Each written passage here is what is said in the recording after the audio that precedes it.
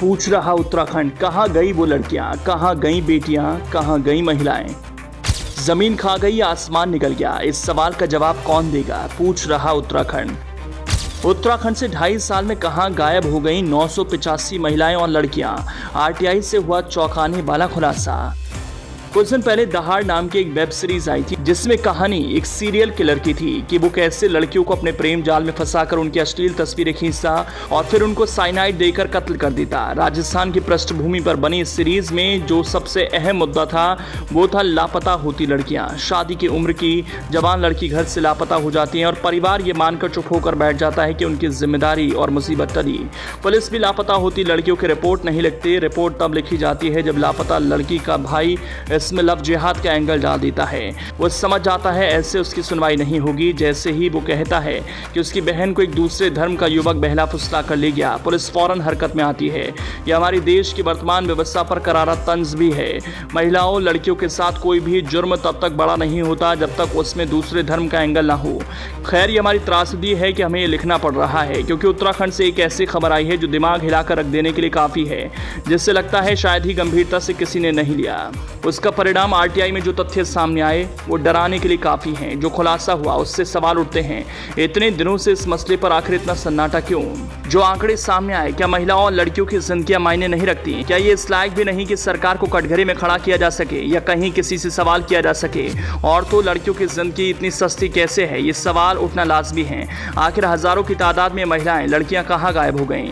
दरअसल उत्तराखंड में लड़कियों और महिलाओं के गायब होने का मामला गर्मा गया है। उत्तराखंड से लगातार महिलाओं के गायब होने की खबर सामने आती है। सूचना के अधिकार के तहत जब इसकी वास्तविक स्थिति को जानने का प्रयास किया गया तो मामला काफी बड़ा पाया गया। आरटीआई के जवाब में सरकार ने माना पिछले करीब 2.5 साल में करीब 4,988 लड़कियां और महिलाएं गायब हुई।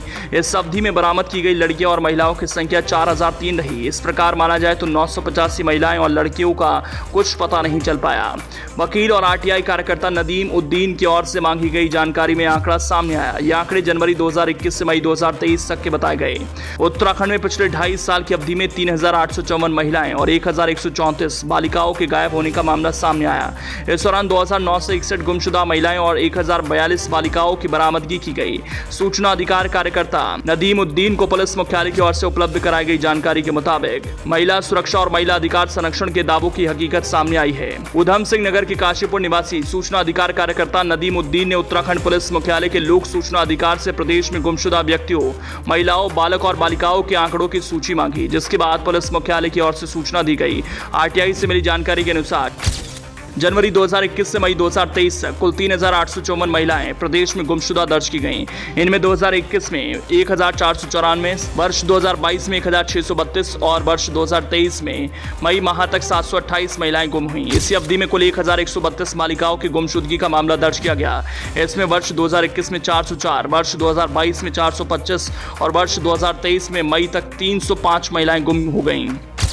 गुमशुदा महिलाओं की बरामदगी के आंकड़ों के अनुसार जनवरी 2021 से मई 2023 तक कुल 2,961 महिलाएं बरामद की गईं। इस अवधि में कुल 1,042 गुमशुदा बालिकाओं की बरामदगी हुई। उत्तराखंड का कोई ऐसा जिला नहीं मिला जहां से महिलाएं और लड़कियां गायब नहीं हुई। तो सवाल यह है, आखिर ये चली कहां गई? जमीन खा गई या आसमान निकल गया? इस सवाल का जवाब कौन देगा? दरअसल ये मामला प्राथमिकता का है और इस देश में महिला हिंसा रोकना और महिला सुरक्षा प्राथमिकताओं में नहीं रहा। लगता है उत्तराखंड में भी ऐसा ही हुआ। लापता होती महिलाएं लड़कियों के पीछे की एक बड़ी वजह मानव तस्करी भी है।